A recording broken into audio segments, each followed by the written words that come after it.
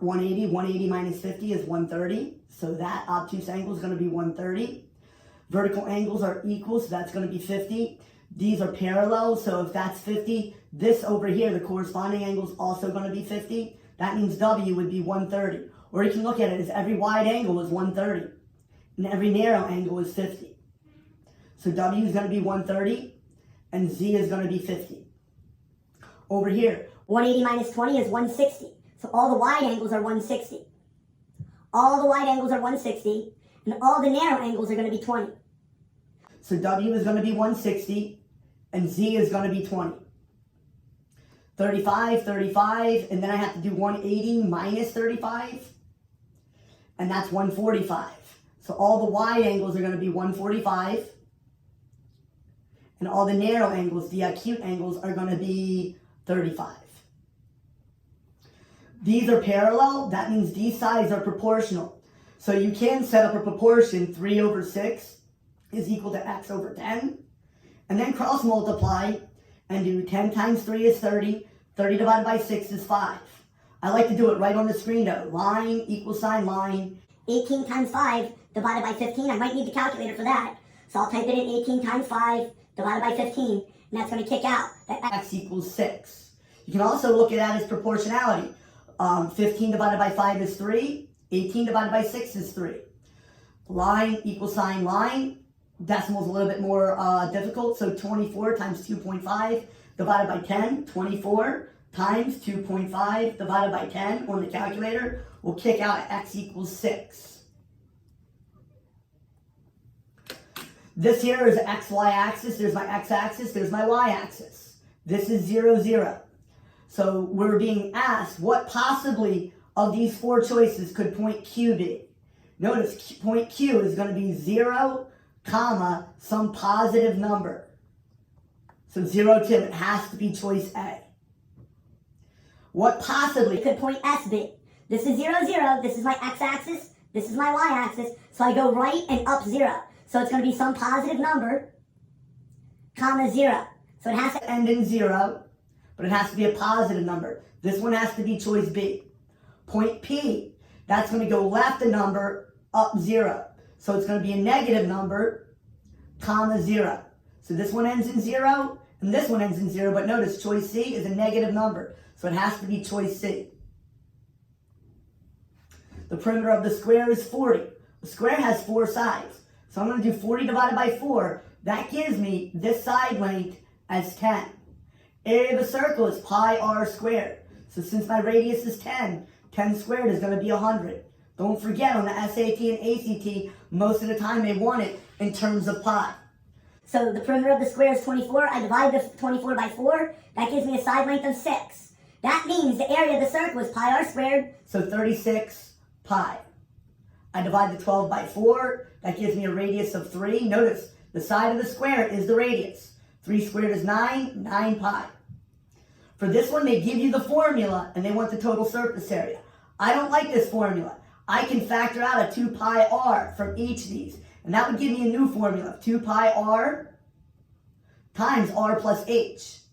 And notice, when you do this, you can do it a lot quicker and without the calculator most of the time. So 2 times r, 2 times 3, that's going to give me a 6. So that's going to generate a 6 pi out here. And then 3 plus 8. 3 plus 8 is 11. 6 times 11, 66 pi. Same move. 2 pi r. R plus h. So 2 times r, that's going to be 2 times 4. That's going to generate an 8 pi. I can't forget about the pi. And then 4 plus 10 is 14. So now I have to do 8 times 14. 8 times 4 is 32. 8 times 1 is 1. Plus 3 is 11. So that's going to kick out a 112 pi. Don't forget to add the pi at the end. Again, I'm going to continue to use my formula, my factored form of the formula. 2 pi r, r plus h. 2 times 8 is 16. That's going to give me 16 pi. 8 plus 12 is 20. 16 times 20, 2 times 16 is 32. Plus the zeros, so that's going to give me 320 pi. These are SOHCAHTOA problems. So as soon as you see a trig problem, you want to write down SOHCAHTOA. Very important to memorize this. I'm sure you've gone over it numerous times. So the tangent is going to be opposite over adjacent. Looking at this, here's theta. The hypotenuse is going to be side C. The side opposite theta is going to be A. And the adjacent side would be side B. So tangent is opposite over adjacent. It's going to be A over B. Cosecant. Now, SOHCAHTOA doesn't have cosecant in it. We have to remember that cosecant is related to sine, secant is related to cosine, and cotangent is related to tangent. So they're asking me to find the cosecant. I'm going to find the sine.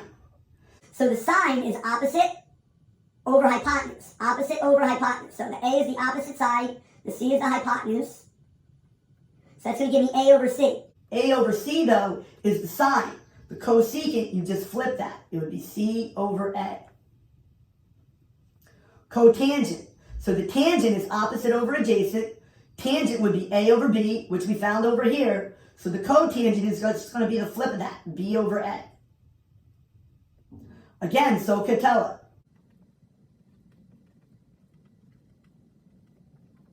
Got it. They want me to find tangent of angle A. So tangent of angle A is going to require the opposite side over here and the adjacent side over here, all of which neither is labeled. I can see that this is a 3, so I'm going to bring this 3 over to this side. I need to know the opposite side, though. In order to do that, I have to use the Pythagorean Theorem. So I'm going to do the square root of 5 squared minus 3 squared. So 25 minus 9, that's the square root of 16. This side here is going to be 4. So tangent of A is going to be opposite, which is 4, over the adjacent side, which is 3. They want me to find sine of B. So sine of B, it's going to be opposite of B. That's going to be the 5. That's nice to know. But I need the hypotenuse. Notice they don't give me the hypotenuse. This side down here is 12 because it's a rectangle. So I need to use Pythagorean Theorem again. This time I'm going to do the square root of 12 squared plus 5 squared. Notice when you look for the hypotenuse, you add them. So 144 plus 25, that's going to be the square root of 169. The square root of 169 is 13. So sine of B is opposite over hypotenuse. That's going to be 5 over 13. Cosine of A. Once again, I need the hypotenuse. The adjacent side is way over there, so I'm going to copy that down over here. I'm going to bring the 7 over to this side. I need to find the hypotenuse, so it's going to be the square root of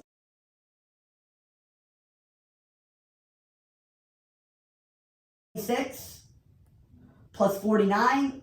That gives me the square root of 625. So this hypotenuse is going to be 25. Cosine is adjacent over hypotenuse. 7 over 25. More SOHCAHTOA. Sine equals opposite over hypotenuse. Cosine equals adjacent over hypotenuse. Tangent equals opposite over adjacent. Cosecant is related to sine. Secant is related to cosine. Cotangent is related to tangent. They want me to find secant of theta. So over here, this is going to be opposite. This is going to be the hypotenuse. And this is going to be the adjacent. Secant is related to cosine. So I need adjacent over hypotenuse. A over C is the adjacent over the hypotenuse. The secant is the flip of that. So it's going to be C over A. Cotangent. Tangent is opposite over adjacent. So opposite angle theta is B. Adjacent to angle theta is A. So B over A would be the tangent. But the cotangent would be A over B. You flip it. This one you're supposed to know off the top of your head. That sine squared plus cosine squared equals 1. More geometry. This is parallel postulate stuff. So these lines, it's stated that they are parallel. And given that information, that these are parallel, you can figure out all these angles. So 180 minus 105 is going to give me 75. Then to find this angle here, I do 180 minus 75 minus 20. Because the angle sum of a triangle is 180. So 180 minus 75 minus 20. That angle there gives me 85. Then I have to do 180 minus 85 to get this angle in question. And that's going to give me 95 degrees. So we're going to be asking you to jump around the figure in order to get the values. Once again, from geometry, this is alternate interior angles. And I would say, can you see the Z? If you have a Z formation and these two lines are parallel, if this angle's 50, this angle's going to be 50. That means I'd have to do 180 minus 50 to give me the angle in question of 130. Some people know that these two angles are supplementary. Other people use AIA, alternate interior angles. 180 minus 100 is 880. So 180 minus 80 minus 40 is going to give me 60 degrees here. 180 minus 60 is going to give me an angle of 120 for the angle in question. More so Katoa, let's figure out right now that we're probably going to have to find the other side. Over here, they don't give me a side. Over here, they don't give me a side. So I'm going to do the square root of 25 squared minus 7 squared. And I can just do that in my calculator, and it's going to kick out that the adjacent side to A is 24. Over here, it's square root of 13 squared minus 12 squared. That's going to kick out that the opposite side to A is 5. This side is opposite. This side is adjacent. This side is a hypotenuse. Cosine is adjacent over hypotenuse, so it's going to be 24 over 25. Sine is opposite over hypotenuse. It's going to be 5 over 13. Sine is opposite over hypotenuse. So this side over here is going to be x. I have to label this side x. I have to label this side y, because the hypotenuse is y. Now this side is going to be the square root of y squared minus x squared.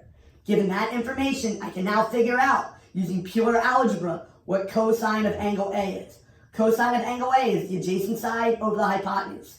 So my answer is going to be the square root of y squared minus x squared all over y.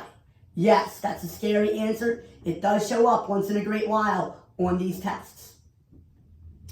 They asked me to find the perimeter of this 1, 2, 3, 4, 5-sided shape.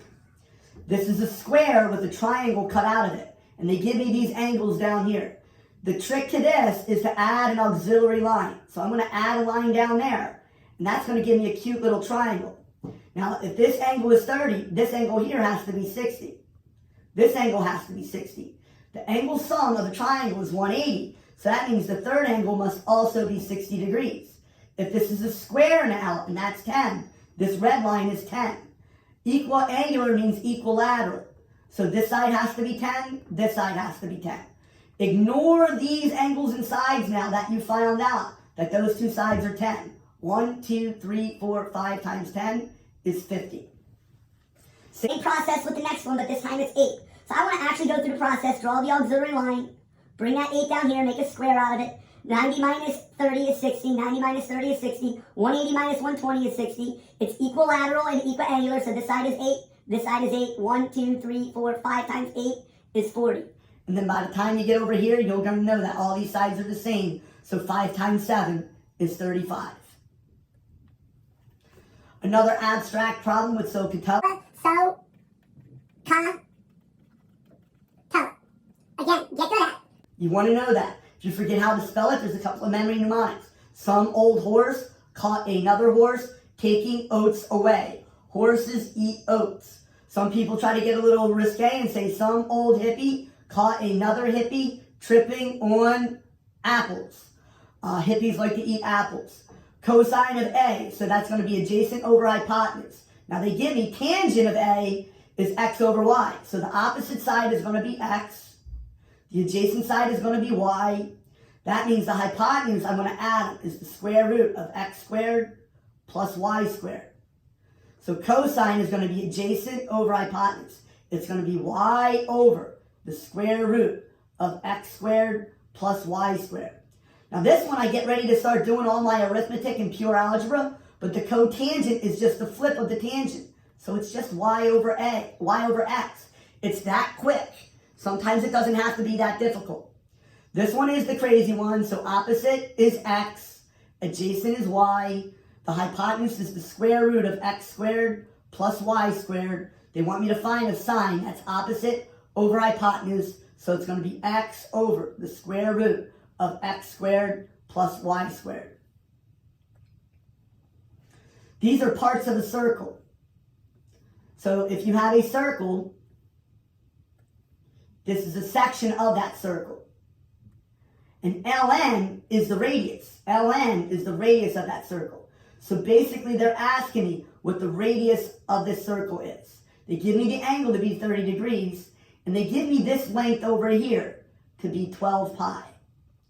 So the circumference would be a lot larger than 12 pi. So 12 pi is part of the circumference.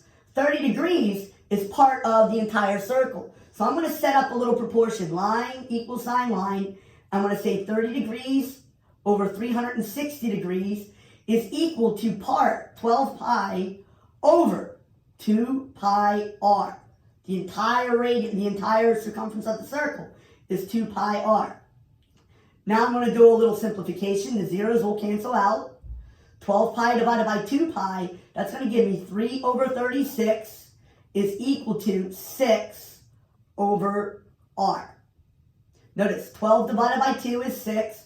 Pi divided by pi simplifies. That leaves me 6 over r. 6 times 36 divided by 3 on my calculator is going to give me a radius of 72. Not 72 degrees, it's a radius, so it's just 72. Same process for the next one. So I'm going to set up my proportion. Line equals sine line. I'm going to do 60 degrees over 360 degrees equals 8 pi. That's the arc, is 8 pi over here, over the entire circumference of 2 pi r. Now I can do a little simplification. So the zeros will cancel out. Some people like to simplify the 6 over 36 to 1 over 6. But I'm not that good at simplifying large numbers. And it's probably going to be calculator active anyway. This will simplify though. The pi's will cancel out. 8 divided by 2, I can do that. That's going to give me 6 over 36 equals 4 over r. So 4 times 36 divided by 6 on the calculator. 4 times 36 divided by 6 is going to give me 24. So my radius would be 24. Line equals sine line, set up a proportion. 45 over 360. I can't simplify that one in my head. This here part is 6 pi. The whole is going to be 2 pi r, the circumference all the way around the circle. Remember, the circumference all the way around the circle is 2 pi r. I can see that I can simplify this over here. The pi's will cancel out. 6 divided by 2 is 3. So I'm going to do 3 times 360 divided by 45. 3 times 360 divided by 45 will kick out a radius of 24.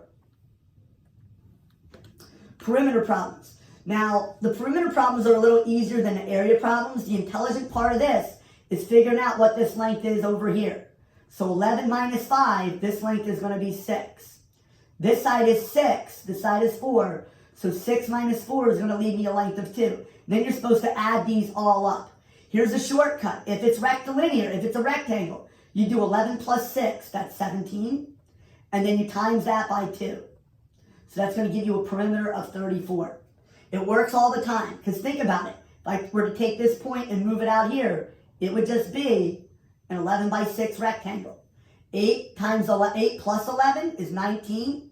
Multiply that by 2. That's going to give me 38. 9 plus 5 is 14. Multiply that by 2. That gives me 28. The perimeter is actually not that big of a deal. Area, you would have to slice it up either this way or this way. Or some people add the extra to it and figure out what the area of that is and subtract it from 66. Different ways to do area. Area of a shaded region. Hands down, there's always going to be an area of a shaded region on the SAT and ACT. This one is nested in a paragraph. It says this square is equal to this square, but the corner of this square lies directly in the center of the shaded square. So the area of the entire square, if it's a square, would be 64. And notice, 1/4 of the square is hidden if I were to draw the entire square. So that's going to be 75% of 64. 0.75 times 64 equals 48. 10 times 10. The area of the entire square would be 100. But only 3/4 of it is shaded. So 75%, 0.75 times 100 is kind of easy. Mental math, you just move the decimal over 2 places. So the area of that's going to be 75. Root 6, root 6. So root 6 times root 6 is root 36. So the area of the entire square would just be 6. 0.75 times 6 is going to equal 4.5 or 9/2. It depends on what the answer choices are, whether you want it as 4.5 or as 9/2. Geometry problem. What I like to do with these is hide. I like to hide stuff. So what I'm going to do is I'm going to hide the left part of this triangle. So I'm going to make a little rectangle, like sometimes people will tear off a piece of paper from their test and just hide that section there. And now given that information, this is 90 degrees. The angle sum of a triangle is 180. Even though it's part of a triangle, you can break it up into separate triangles.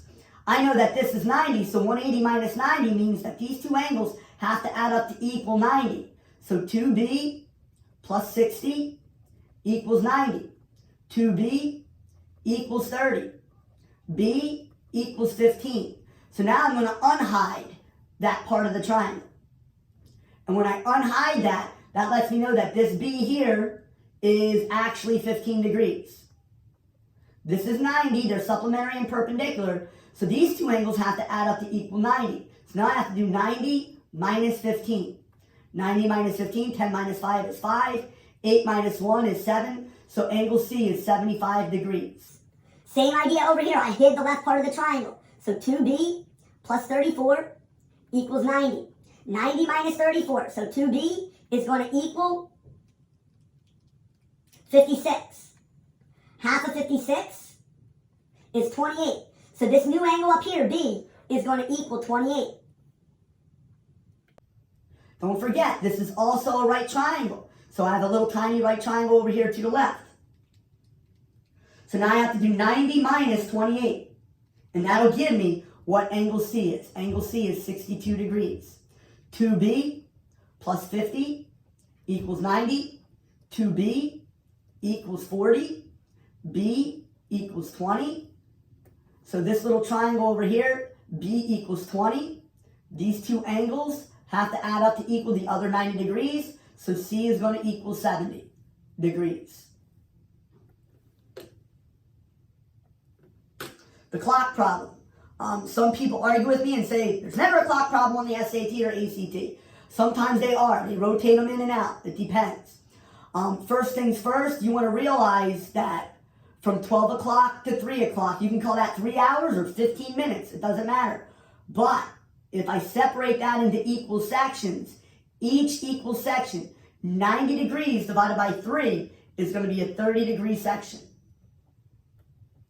So every 5 minutes or every hour, however you want to look at it, is 30 degrees. They want me to find how many degrees it is from 1 p.m. until 8 p.m. So I used to like to draw a line across and say, oh, that's 180 plus 30. So 180 plus 30 is going to give me 210. Somebody else showed me a different way. They said do 8 minus 1. 7 times 30, that also gives you 210. So that's a nice move. 10 minus 1 is 9. 9 times 30 is 270. I really like this shortcut. Her name was Alfonso. Her last name was Alphonse or Alfonso. So 8 minus 3 is 5. 5 times 30 is going to give me 150. Ribbon or tape? Ribbon or tape? This is spatial reasoning. They want to know what the entire length of the tape is going around the box. So you have to be able to see that this is on the top of the box. So that's 40. But that tape goes around. And there's an equal one over here on the bottom. So that's 2 long lengths of 40. So 2 times 40 is 80. Now let's take a look at the vertical ones. So I have a vertical one here, and the vertical one is 20. I have a vertical one here of 20. And if you can figure, like imagine the back of the box, there's another vertical one of 20. And over here on the right side, there's a vertical strip of tape. So that's 4 vertical ones. 4 verticals times 20 is also going to equal 80. Now, we have this slanty one. The slanty one here is 13. We have a slanty one on top, and underneath there would be a slanty one. So 2 slanty ones, 2 times 13, is 26. So when you add them up, you get 160, 186. Choice K. Same idea with the next one. This time I have two long ones, two 30-centimeter strips of tape. So two 30-centimeter strips of tape, that would equal 60. And then I have four of them that are vertical. 1, 2, the one on the right side, 3, the one on the back side, 4. 4 times 10 is 40. So right now I know it can't be 73. And then I have two slanty ones. A slanty one here, a slanty one here. That's 12. So that's going to give me 112. Two long ones, 2 times 25 is 50. 4 of these vertical ones, 4 times 15 is 60. And then 2 slanty ones, 2 times 18 is 36. So it's going to end in 6. 11 plus 3 is 14. 146 is the answer. It would be choice J. This one's a little tricky. It wants me to find the length of WZ. It wants me to find the length of W to Z. So I want to connect the dots. Now, they usually have your ID out while you're taking these SATs and ACTs. So you can use your ID as a straight edge if you want and draw right on the test. Now, this length is 3, this length is 3, this length is 1. That's no help. So what we're going to want to do is create a rectangle out of this. So if I draw a rectangle, notice the height of this rectangle is 3. The base of this rectangle is 1. And that'll give me a new triangle whose entire base is 3 plus 1, which is 4. Whose height is 3. So square root of 4 squared plus 3 squared, that's going to give me WZ equals 5. Same idea. You're going to connect W to Z. That's not very helpful. I don't know how to find that using mathematics. But if I draw a rectangle, the height of that rectangle is still going to be 6. The base of this rectangle is going to be 2. So 6 plus 2 gives me a new triangle with a base of 8. So it's going to be the square root of 8 squared plus 6 squared, and that will kick out a 10. Same idea, W to Z. Draw a rectangle. The height of this rectangle is 9. The base of this rectangle is 3. But 9 plus 3, that's going to give me a base of 12. So it's going to be the square root of 12 squared plus 9 squared, and that's going to give me 15. That root 61 for the area of a parallelogram is a distractor. All you need to find the area of the parallelogram is the base and the height. 5 times 6 is 30. It's a distractor. 4 times 6 is 24. Whoops. The root 21 is a distractor. 3 times 7 is 21 also. The area of the triangle is equal to the area of this rectangle. Solve for A. So I want to find this area of this triangle and set it equal to this area of this rectangle. The area of a triangle is 1/2 base times height. So 1/2 times the base A times the height of 2A. Half of 2 is 1. A times A is A squared. The area of that triangle is A squared. The area of this rectangle is length times width. So 3B times B is 3B squared. Set them equal to one another. A squared equals 3B squared. The opposite of squaring a number is square rooting it. So I'm solving it for A. A equals, I cannot square 3, so the square root of 3, and the square root of B squared is B. So my answer is A equals B root 3. Same process. 1/2 the base of A times the height of 4A. Half of 4 is 2. A times A is A squared. So the area of this triangle is 2A squared. The area of this rectangle is length times width. 8B times B is 8B squared. 2A squared equals 8B squared. Divide both sides by 2. That's going to give me A squared equals 4B squared. The opposite of squaring a number is square rooting it.